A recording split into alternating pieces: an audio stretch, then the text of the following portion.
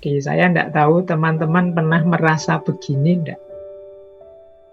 Yang pertama merasa bodoh.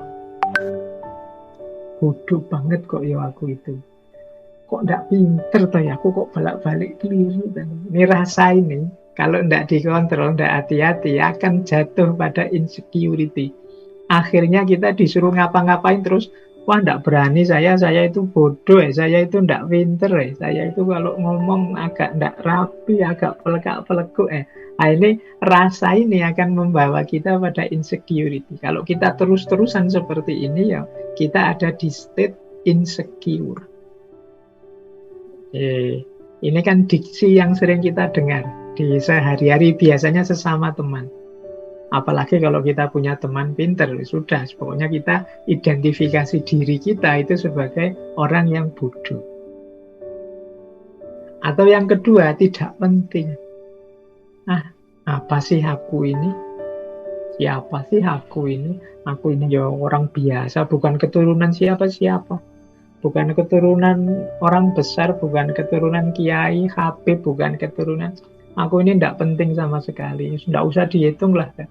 Nah ini kalau kita punya feeling, punya rasa seperti ini, kita membaca, mengidentifikasi diri kita di titik semacam ini, ya kemungkinan kita punya gangguan insecurity tadi.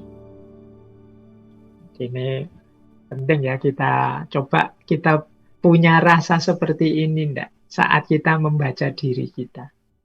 Apa memang misalnya teman-teman merasa minder karena bukan keturunannya orang besar misalnya. Apa memang menurut teman-teman keturunan orang besar itu sesuatu yang penting misalnya. Atau nilai di kelas itu sesuatu yang sangat penting sehingga disitulah parameternya kita bodoh atau enggak bodoh dan lain sebagainya. Yuk coba kita telusuri, apa kita punya gejala-gejala seperti ini. Atau kita merasa di bawah standar. Dalam hal apapun. Mungkin dalam hal kekuatan, mungkin dalam hal kecerdasan, mungkin dalam hal pergaulan. Misalnya teman-teman merasa, wah aku ini tidak gaul ya. Aku itu kalau sama teman itu kaku misalnya. Nah, terus kita semacam kecewa dengan diri kita sendiri. Wah aku itu tidak cocok ya kalau diajak acara-acara seperti itu. Aku itu orangnya itu sulit misalnya. Itu pada kita sendiri. Nah ini kita merasa kita ini di bawah standar. Kita ini tidak sama dengan yang lain. Kita ini ya levelnya level-level bawah lah. Nah, ini jenis-jenis insecurity. Atau kita merasa berbeda dan mungkin kita cenderung merasa orang lain mesti tidak suka dengan kita. Ya kayak tadi misalnya, wah teman-temanku itu loh kalau diajak bergaul itu kok asik-asik ya, tapi aku orangnya kok tidak asik ya. Terus kita merasa mesti teman-teman tidak suka padaku, mesti teman-teman tidak suka gayaku, akhirnya kita menyendiri. Nah ini rasa berbeda dan rasa tidak disukai ini mungkin indikasi bahwa kita ini terkena sindrom insecurity. Rasa tidak aman, rasa tidak nyaman dengan diri kita sendiri. Termasuk juga mungkin merasa tidak pantas. Aku ini tidak pantas kalau harus jadi ketua misalnya. Aku ini tidak pantas kalau jadi yang ngurusi.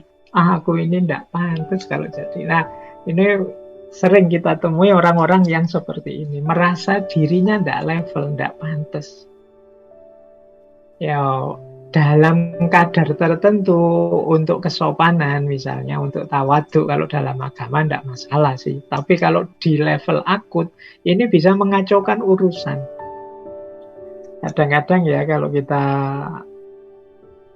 dalam hal tertentu misalnya mau ngangkat ketua, wah semuanya tawadhu, semuanya merasa tidak pantas, semuanya merasa di bawah standar. Akhirnya bingung, ini yang mau jadi ketua siapa? Semuanya menolak, tidak ada yang percaya diri. Semuanya merasa, wah enggak, saya itu apa sih? Saya itu siapa sih? Nah ini yang sering jadi masalah sehari-hari kita. Jadi semua orang merasa minder, semua orang merasa tidak level. Nah, ini gejala-gejala ini coba deh teman-teman telusuri. Apa ada yang punya ini? Ya saya bilang tadi, dalam batas-batas untuk sopan santun basa-basi kadang-kadang ya kita monggo yang lebih baik saja, yang lebih ahli saja dan lain sebagainya. Tapi nanti kalau saatnya memang dibutuhkan ya kalau memang kita mampu ya kita turun saja, tidak masalah. Karena kalau semuanya saling merasa tidak pantas ya banyak hal nanti tidak jalan. Jangankan urusan besar, kadang urusan kecil saja. Misalnya siapa sih kita misalnya mau sholat, kadang-kadang kan siapa yang harus jadi imam. Wah itu masing-masing, oh kamu saja, monggo saja sampean, monggo saling mempersilahkan. Lama ndak sholat-sholat gara-gara rebutan siapa yang mau jadi imam. Nah, padahal kan kalau di fikih kan ada syaratnya ya pokoknya yang bacaannya lebih bagus, yang lebih soleh misalnya. Tapi ketika semua orang wah saya itu bacaanku jelek, padahal mungkin bacaannya bagus, wah saya itu ndak soleh pak, saya bacaannya bagus tapi kurang soleh, monggo lah yang lebih pantas. Semuanya saling mempersilahkan. Sholatnya akhirnya lama ndak jalan-jalan. Nah, ya memang kita di timur ini sangat dianjurkan untuk tidak sombong, sangat dianjurkan untuk rendah hati. Tapi rendah hati oke, tapi kalau rendah diri itu insecure.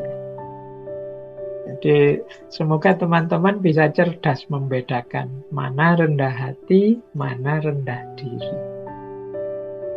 Kalau rendah hati itu kita sadar kemampuan kita, kapasitas kita, tapi kita bisa memaklumi yang lain, bisa menerima kalau dan tidak marah, tidak tersinggung dan lain sebagainya kalau orang lain yang mungkin punya kompetensi, kapasitas seperti kita mendahului kita, tidak masalah. Nah itu namanya rendah hati. Oh monggo kalau ada yang memang merasa mampu silahkan. Nah itu namanya rendah hati. Tapi kalau rendah diri itu kita sama sekali tidak mau turun, kita merasa tidak layak, tidak pantas, tidak mampu. Mental seperti ini loh yang sering disebut sebagai insecure. Maka teman-teman yuk, semoga di antara kita tidak ada yang rendah diri. Merasa bodoh, merasa tidak penting, merasa di bawah standar, merasa berbeda dan tidak disukai, merasa tidak pantas, dan lain sebagainya. Dalam konteks yang sebenarnya, tidak sekedar hanya saat basa-basi atau saat demi kesopanan untuk tidak sombong. Tapi benar-benar kita merasa seperti ini. Nah, itu namanya insecure. Nah, sekarang kita tengok dulu. Kok bisa sih ya kita itu jatuh pada insecurity tadi. Jadi orang yang minder, jadi orang yang rendah diri. Itu kira-kira sebabnya apa sih? Nah, yang pertama, yang paling sering mempengaruhi kita, sehingga kemudian kita minder, sehingga kemudian kita rendah diri, merasa insecure dengan diri kita sendiri, itu adalah persepsi kita sendiri. Jadi cara berpikir kita sendiri, cara kita mempersepsi diri kita, menganggap diri kita. Bahkan mungkin orang lain tidak menganggap kita begitu. Kita saja yang menganggap diri kita serendah itu. Seperti quotes yang kita bahas minggu lalu ya, kalau kita saja menghargai diri kita serendah itu, bagaimana orang bisa menghargai kita tinggi? Ibaratnya orang jualan, itu kan kita sudah menjual diri kita sangat murah, menampilkan, menunjukkan harga kita itu sangat murah, sangat rendah. Ya pasti saja, tidak mungkin orang nawar seandainya ini jual beli ya. Orang berinteraksi nawar itu terus di atasnya. Kalau dari kita sendiri sudah rendah, ya orang bahkan bisa lebih rendah dari itu. Nah ini kan kalau di minggu lalu ketika kita bahas people pleaser. Nah persepsi orang-orang yang insecure ini terhadap dirinya juga begitu. Dia tidak memahami, mengakui, apalagi mensyukuri bahwa dalam dirinya itu banyak sekali keistimewaan-keistimewaan. Dalam diri kita itu banyak sekali potensi-potensi untuk bisa kita hidupkan. Kita terlanjur menganggap diri kita rendah, akhirnya ya kita tidak ngapa-ngapain. Atau kadang-kadang standar yang kita ikuti. Jadi salah standar. Misalnya ya, hari ini kan kayak tadi banyak orang operasi plastik misalnya. Standarnya mana? Itu kan terus orang milih, ada yang milih standar gaya Korea mungkin, atau milih standar gaya Barat. Nah, ini namanya standar. Nah, ketika standar, saya tidak tahu apakah memang cantik itu harus versi Korea ataukah gagah itu versi Barat, yang seperti apa. Tapi ketika ini standar ini sangat jauh untuk kita jangkau, tentu saja kita akan merasa diri kita sangat rendah. Oke, coba ngambil standar yang masuk akal saja, mungkin kita tidak jatuh pada insecurity. Kenapa kita mempersepsi diri kita terlalu rendah? Kemungkinan standar yang kita ikuti, kita tetapkan terlalu tinggi. Atau terlalu tidak nyambung dengan kita. Akhirnya ya kita menganggap diri kita benar-benar rendah. Padahal ya kayak kasusnya operasi plastik tadi ya kan, setiap orang itu kan kalau dari sisi estetika itu kan ada teori yang jenisnya subjektivitas. Jadi cantik, indah, harmonis dan lain sebagainya itu ya hubungannya dengan persepsi masing-masing subjek. Bagi seseorang mungkin sesuatu itu sangat indah, tapi bagi orang lain bisa biasa-biasa saja. Nah, ini urusannya standar. Jadi akar kenapa sih orang kemudian menganggap dirinya sangat rendah, dirinya sangat tidak penting, jangan-jangan ngukurnya terlalu jauh. Bukan berarti salah, tapi standar yang terlalu jauh ini membuat kita merasa diri kita terlalu rendah, sehingga tidak semangat untuk mencapai ke sana. Akhirnya berhenti, apalah aku ini. Nah, ini yang pertama biasanya. Yang paling banyak sebenarnya yang pertama ini. Persepsi kita terhadap diri kita dan juga standar-standar yang kita ikuti.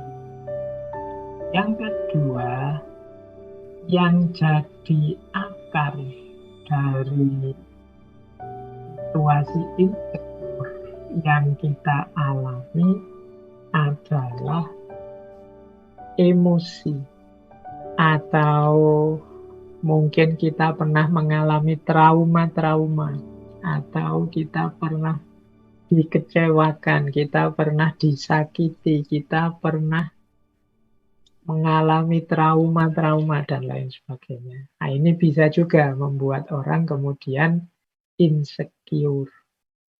Misalnya merasa tidak dicintai orang tua, misalnya orang tuanya pilih kasih, ada yang dianak emaskan, ada yang dianak tirikan misalnya.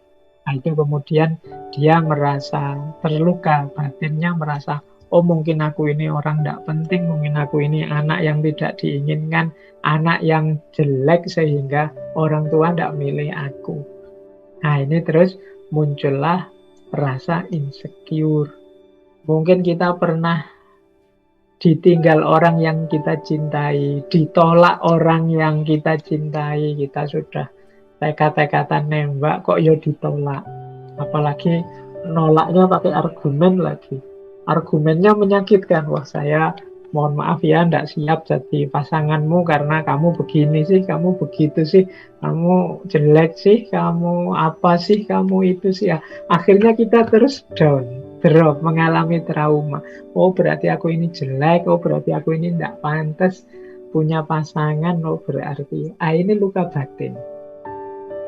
Ini juga sering melahirkan insecure. Akhirnya kita besok-besok tidak berani lagi nembak.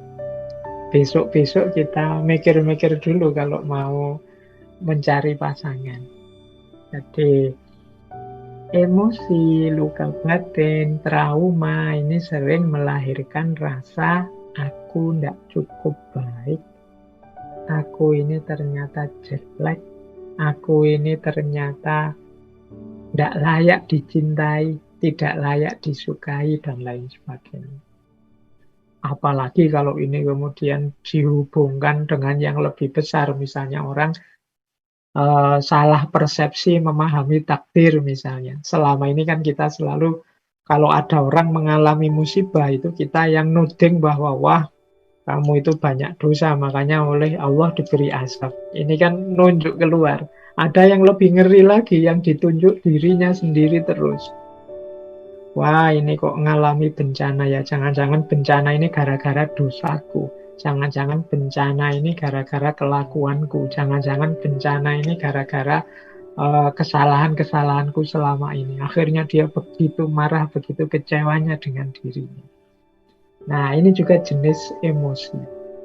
Jadi, orang tidak nyaman dan tidak aman terhadap dirinya itu bisa karena persepsi, bisa karena emosi. Jadi, kalau persepsi tadi ya pikiran-pikiran kita sendiri. Kalau emosi itu muncul dari trauma-trauma, luka-luka batin yang selama ini mungkin kita alami. Ada kalanya juga karena lingkungan, pengalaman sehari-hari. Mungkin kita nasibnya tidak terlalu bagus, kita punya lingkungan yang tidak sehat.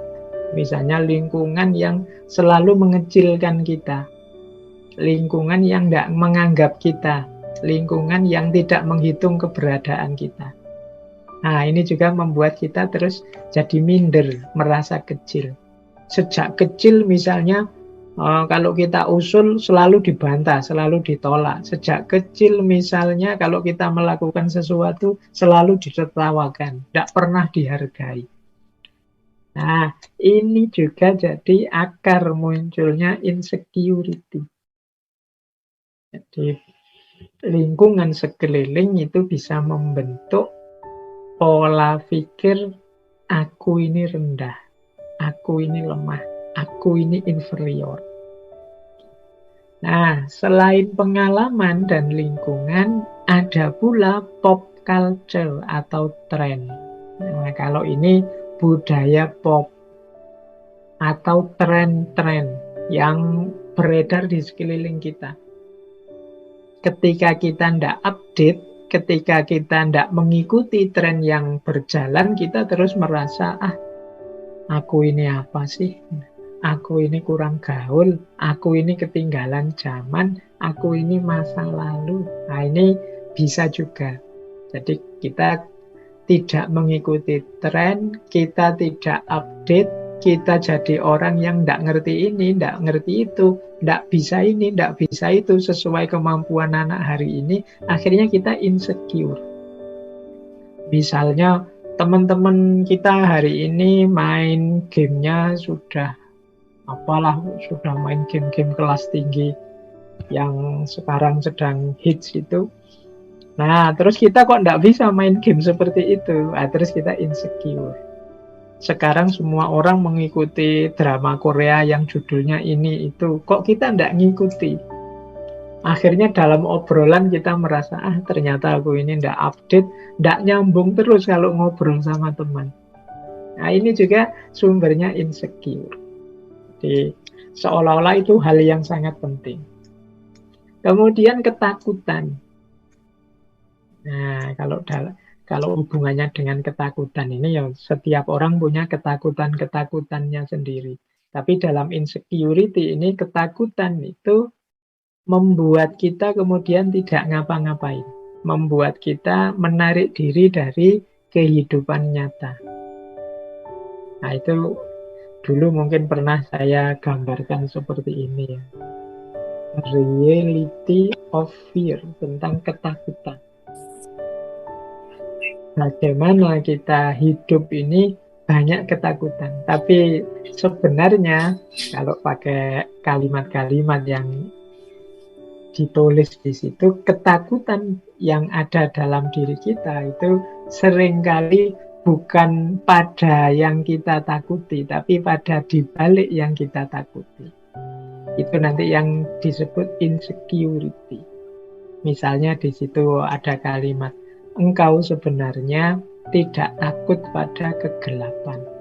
Engkau hanya takut pada apa yang ada di balik kegelapan itu. Tapi kita menganggapnya, saya takut kegelapan. Nanti orang insecure juga begitu.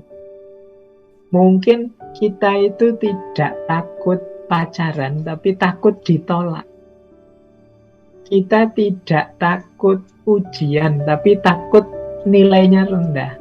Nah, ini loh yang jadi sumbernya insecure itu. Jadi kalau nanti kita meneliti dalam diri kita, kok aku bisa insecure ya?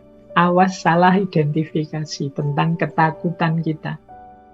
Engkau tidak takut ketinggian, tapi engkau sebenarnya takut jatuh.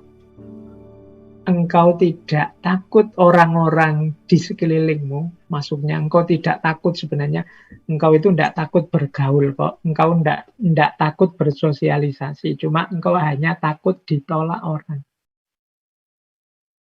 You are not afraid to love, you are just afraid of not being loved back. Engkau sebenarnya bukan orang yang takut mencintai, tapi takut tidak dicintai kembali.